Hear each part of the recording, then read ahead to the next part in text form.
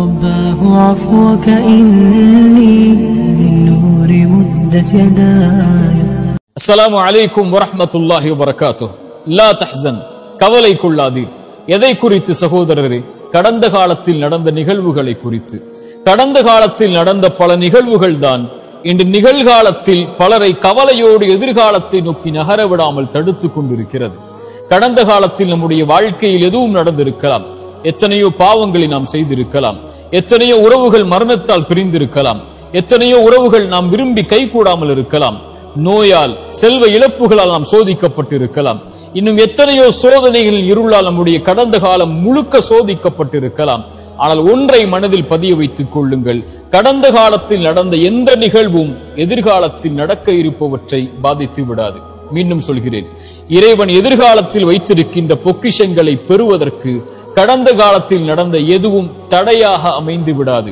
இறைவன் அமைத்த இந்த வாழ்வியல் நேர்கோட்டில், இறைவன் மேலும் கீழும் அமைத்த இந்த வாழ்வியல் முறையில் ஆரம்பிக்கப்பட்டதிலிருந்து முடியும் வரை எதுவெல்லாம் நடக்கும் என்று இறைவன் நிர்ணயித்திருக்கின்றானோ அதுவெல்லாம் நாம் விரும்பாமல் இருந்தாலும், நகராமல் இருந்தாலும், கவலையால் நாம் இருளில் உட்கார்ந்திருந்தாலும் நடக்கத்தான் போகிறது. தோல்வியை வாழ்வில் சந்தித்து விட்டோமா? இனிமேல் வெற்றி பெற முடியாது என்று எண்ணிக்கொண்டிருக்கிறீர்களா? இந்த நிகழ்வை கவனியுங்கள். உஹதுடைய போர்க்களம் என்ற ஒரு போர்க்களம் இஸ்லாமிய சாம்ராஜ்யத்தில் நடந்தது. இறைத்தூதருடைய வார்த்தையை சில நபித்தோழர்கள் மீறியதன் காரணமாக அந்த பாவத்தால் அந்த போர் முழுக்க சோதிக்கப்பட்டு உஹதுடைய போர் தோல்வியில் முடிந்தது. போரின் தலைவர் இறைத்தூதர், அவர்களுக்கு பின்னால் இருந்தவர்கள் நபித்தோழர்களாக இருந்தாலும் தோல்வியை தழுவியதை பார்த்தவுடன் இஸ்லாமிய சாம்ராஜ்யம் அதோடு அழிந்து விட்டது என்று எதிரிகள் கணக்கு போட்டார்கள். ஆனால் இறைவன் வசனம் இறக்கினான், வலா தஹினு வலா தஹ்ஸனு அன்துமுல் அஅலவுன இன் குன்தும் முஃமினீன். நீங்கள் கவலை கொள்ளாதீர்கள், பயம் கொள்ளாதீர்கள், இறை நம்பிக்கை கொண்டவர்களாக நீங்கள் இருக்கும் காலமெல்லாம் நீங்கள் தான் உயர்ந்தவர்கள் என்று. அந்த நம்பிக்கை, அந்த தோல்வியிலிருந்து அவர்கள் பெற்ற பாடத்தில், இறை நம்பிக்கையில் அவர்களுக்கு கிடைத்த பாடம் அடுத்த போர்க்களங்களில் அவர்களை உயர்த்தியது. இஸ்லாமிய சாம்ராஜ்யத்தின் வளர்ச்சியை இன்று நாம் பார்க்கிறோம். இன்னும் எத்தனையோ உதாரணங்களை சொல்லலாம். எமக்கு தோல்வியை இறைவன் கொடுத்தால் அடுத்த நாள் மூச்சு விடுவதற்கு அவகாசத்தை இறைவன் கொடுத்திருக்கிறான் என்றால் வெற்றியின் பாதையில் பயணிப்பதற்காகத்தான். வாழ்வில் குழந்தை இல்லை என்ற சோதனைகள் நீங்கள் அகப்பட்டு இருக்கிறீர்களா? இனிமேல் குழந்தை பிறக்க முடியாதா? எத்தனையோ நபிமார்கள் வயதான காலம் வரை இறைவனிடத்தில் பிரார்த்தனை செய்து கடந்த காலத்தில் நடந்ததை நினைத்து அவர்கள் வருந்தி பிரார்த்தனை செய்த காரணத்தால் எதிர்காலத்தில் இறைவன் அவர்களுக்கு குழந்தையை கொடுத்தானே. எத்தனையோ குற்ற உணர்ச்சிகளால் பாதிக்கப்பட்டு அந்த குற்றத்தை செய்த குற்றத்தின் காரணமாக உணர்ச்சியால் அந்த வருத்தத்தில் உங்களுடைய வாழ்வை நீங்கள் சோதனையில் உள்ளாக்கி இருக்கிறீர்களா? எத்தனையோ நபிமார்கள் பாவம் செய்திருக்கிறார்கள். ஆதம் பாவம் செய்தார் அலைஹிஸ்ஸலாம். இறைவனை அழைத்தார், அநீதம் செய்து விட்டேன் யா அல்லாஹ், என்னை மன்னித்து விடு என்றார். மன்னித்தான் இறைவன். நபி யூனுஸ் ஒரு குற்றத்தை செய்தார், இறைவனிடத்தில் மன்னிப்பை தேடினார், மன்னித்தான் இறைவன். இறைத்தூதர் ஸல்லல்லாஹு அலைஹி வஸல்லம் சொன்னார்கள், இந்த ஹதீஸை கேளுங்கள். ஒரு மனிதன் இரவில் பாவம் செய்வான், காலையில் வந்து மனிதர்களுக்கு மத்தியில் நான் இதை செய்தேன் என்று சொல்லுவான். இறைவனிடத்தில் எல்லோரும் மன்னிக்கப்படுவார்கள் இவனை தவிர. ஏனென்றால் இறைவன் மறைத்ததை இவன் வெளிப்படுத்தினான்.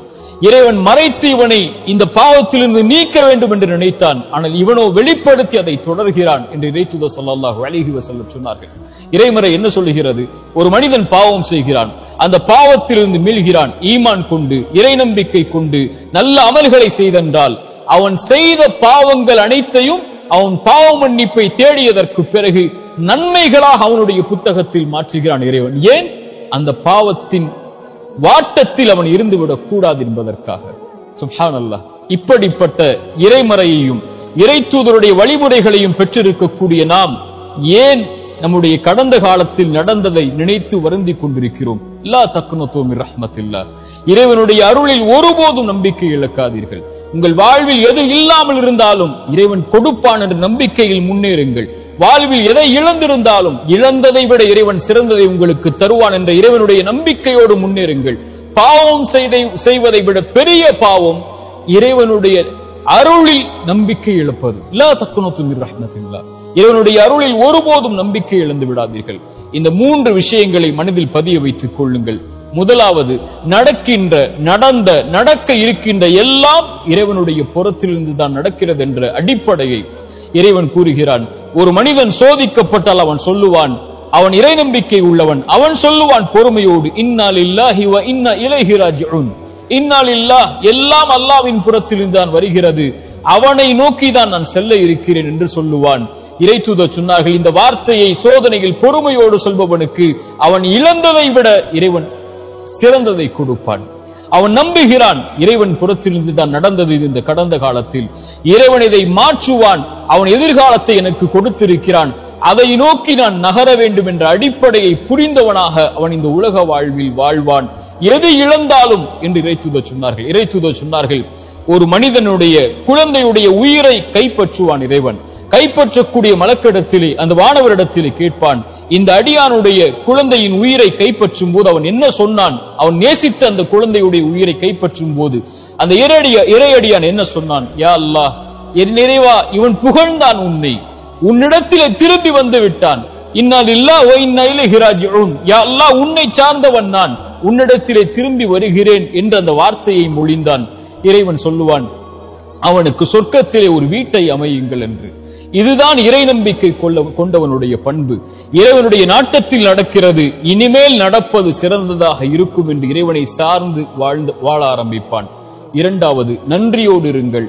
கடந்த காலத்தில் உங்களுக்கு கஷ்டத்தில் துணை இருந்தவர்களுக்கு, சிரமத்தில் துணை இருந்தவர்களுக்கு, உங்களை கைவிட்ட போது கை கொடுத்து உதவிய நல்லவர்களுக்கு நன்றியோடு இந்த உலக வாழ்வில், எஞ்சி இருக்கக்கூடிய வாழ்விலும் வாழ ஆரம்பியுங்கள். மூன்றாவது, பாவ மன்னிப்பை கேளுங்கள். நீங்கள் இறைவனுக்கு பாவம் செய்தால் இறைவனிடத்திலே மன்னிப்பை பெறலாம்.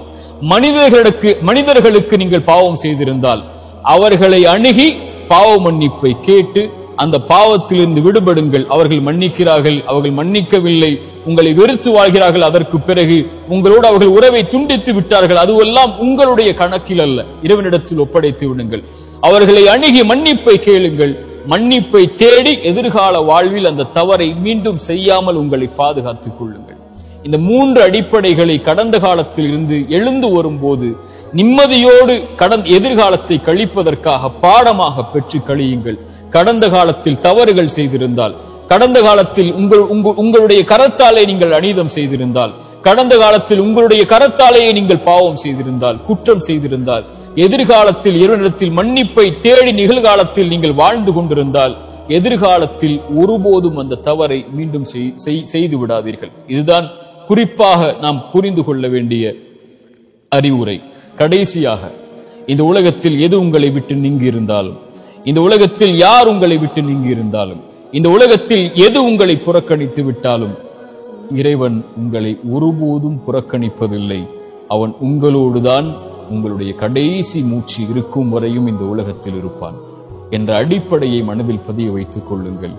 கவலைகள் நீங்கும். அகூலு கௌலி ஹாதா அஸ்தகுஃபிருல்லாஹ் லி வ லக்கும். அஸ்ஸலாமு அலைக்கும் வரஹ்மத்துல்லாஹி.